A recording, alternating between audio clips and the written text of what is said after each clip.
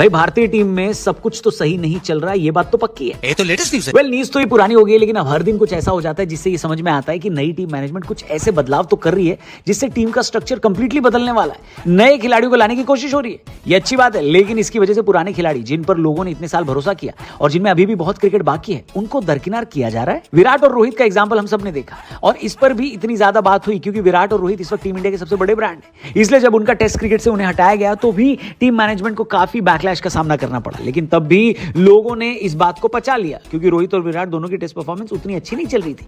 पर अब वनडे में भी यही कहानी दोबारा रिपीट हो गई। पूरा माहौल बनाया जा रहा है जिसकी वजह से लोगों को लग रहा है कि रोहित और विराट 2027 वर्ल्ड कप तक नहीं खेल पाएंगे, लेकिन क्योंकि पूरा फोकस रोहित और विराट पर है तो लोग बाकी प्लेयर्स को भूल जा रहे हैं। लेकिन कल एक और ऐसे भूले बिसरे प्लेयर ने चीफ सिलेक्टर अजीत आगरकर को जम के निशाने पर लिया है, खुलेआम अपनी नाराजगी जाहिर की है और इस प्लेयर का नाम है Mohammad Shami. Shami 2023 world cup final तक टीम इंडिया के सबसे बेहतरीन फास्ट बॉलर थे। उन्होंने इस टूर्नामेंट में बुमराह को भी फीका साबित कर दिया था, लेकिन 19 नवंबर 2023 वर्ल्ड कप का फाइनल खेलने के बाद जब पता चला कि मोहम्मद शमी इंजर्ड है और बहुत वक्त तक वापसी नहीं करेंगे तो लोगों ने उनके कमबैक की दुआ मांगनी शुरू कर दी। पहले तो खबर ये थी कि शमी आईपीएल 2024 में वापसी कर जाएंगे, लेकिन ऐसा नहीं हुआ। फिर टी20 वर्ल्ड कप 2024 में हमने शमी के बिना खेला। याद रखिए ये वाला वर्ल्ड कप हम लोग जीत गए थे, लेकिन इसके बावजूद लोगों ने शमी को बहुत मिस किया।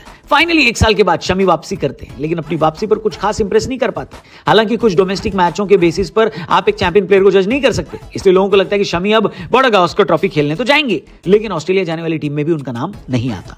अब ऑस्ट्रेलिया जाकर होता यह है कि बुमराह के अलावा हमारे बाकी तेज गेंदबाज बेअसर साबित होते हैं। मोहम्मद शमी की कमी और खलनी शुरू हो जाती है, बुमराह इंजर्ड हो जाते हैं और लोग इसका कसूरवार आगरकर को ठहराते हैं, क्योंकि उनके हिसाब से अगर मोहम्मद शमी ऑस्ट्रेलिया गए होते तो बुमराह का वर्कलोड मैनेज हो सकता था। मामला इतना बढ़ जाता है कि अजीत आगरकर को यह सफाई देनी पड़ती है कि उनके पास शमी की फिटनेस की कोई अपडेट नहीं है। अब इसी मुद्दे पर शमी ने कुछ बोला है, लेकिन यहां बीच में जरा रुक जाइए, क्योंकि अगर आप नोटिस करेंगे तो शमी की जगह जिस प्लेयर की एंट्री हुई है वो है हर्षित राणा। हर्षित राणा को बार बार लगातार टीम में शामिल करने पर भी बहस छिड़ी हुई है और इससे कई पूर्व खिलाड़ी नाराज हैं। कल यही सवाल मैच खत्म होने के बाद भारत के कोच गंभीर से पूछ लिया गया तो गंभीर ने यह जवाब दिया।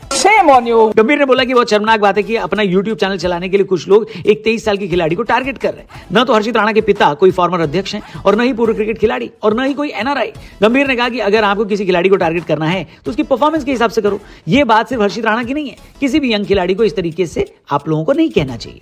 अब जो गंभीर ने बोला वो बात तो सही बोली है, लेकिन क्योंकि लोगों को ये लगने लगा है कि हर्षित सिफारिश लगाकर टीम में खेल रहे हैं, जबकि मोहम्मद शमी जिन्होंने वर्ल्ड कप 2023 में बढ़िया प्रदर्शन किया, चैंपियंस ट्रॉफी 2025 में भी भारत की तरफ से सबसे ज्यादा विकेट लिए, उनको बाहर रखा जा रहा है। अब शमी को कल शाम को कुछ रिपोर्टर्स मिल गए, उन्होंने शमी से पूछ लिया कि भैया क्या सीन है, खेल क्यों नहीं रहे हो? शमी ने भाई साहब ऐसे रिएक्ट किया जैसे किसी ने उनका जख्म कुरेद दिया। शमी ने कहा कि भैया हम तो चैंपियंस ट्रॉफी भी खेले, उसके बाद आईपीएल भी खेले, दिलीप ट्रॉफी भी खेले। शमी ने कहा उसके बाद भी प्रैक्टिस तो कर ही रहे हैं, लेकिन जब मैच ही नहीं मिलेंगे तो खेलेंगे कहां से? यानी शमी ये कह रहे थे कि वो तो खेलने को तैयार हैं, लेकिन उनको खिलाओ तो सही।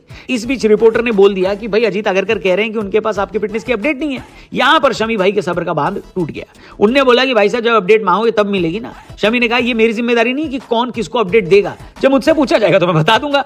यानी दोस्तों मामला खाली विराट और रोहित शर्मा का नहीं है, शमी भी उन प्लेयर्स में से हैं जिनको टीम मैनेजमेंट रिप्लेस करने की तैयारी में है। बल्कि मुझे तो लगता है रविंद्र जडेजा भी अब आपको दोबारा वनडे में खेलते दिखाई नहीं देंगे। क्या लगता है अजीत आगरकर की सिलेक्शन कमेटी क्या करने की कोशिश कर रही है? क्या हमें 2023 वर्ल्ड कप के हीरोज अब देखने को नहीं मिलेंगे? क्या लगता है आपको कि रोहित शर्मा, विराट और शमी और जडेजा जैसे खिलाड़ी अभी भी टीम इंडिया में खेलने लायक हैं? बहुत सारे सवाल हैं, किसी का भी जवाब आप दे सकते हो, बस कमेंट करके बताना। चैनल को सब्सक्राइब करना और जाने से पहले हमारे